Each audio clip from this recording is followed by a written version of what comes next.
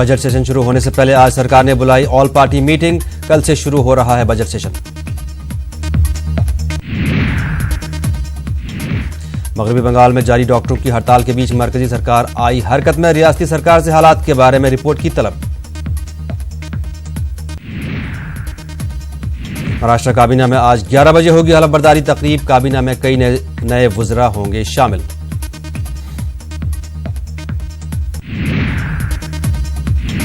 जम्मू कश्मीर में BJP workers committee की meeting आज। पार्टी के रियासती तर्जुमान ने दी इत्तला। कहा पार्टी के लिए के कई लीडरान भी होंगे शामिल।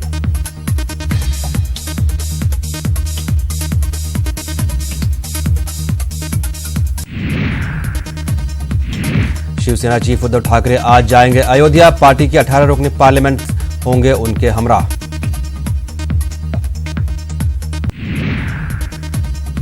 राम मंदिर की तामीर को लेकर हुकूमत पर दबाव बनाने की कोशिश जारी। उद्धव ठाकरे रामलला साइट पर करेंगे पूजा।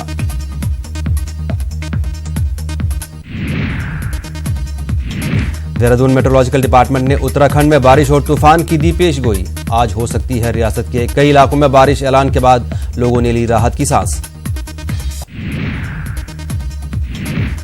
आज हिंदुस्तान अमेरिका पर 29 अशिया के लिए लगा सकता है इजाफी कस्टम ड्यूटीज। जराये के हवाले से खबर। कई बार दी गई डेडलाइन के बाद आज कस्टम ड्यूटीज लग सकती हैं।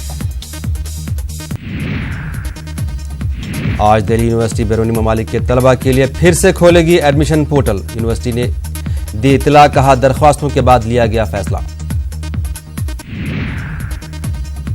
राजस्थान के सीकर में पेश आया सड़क हादसा। बारिश हर्ष पहाड़ से गिरी एक कार। 3 अफराद हलाक 3 जख्मी।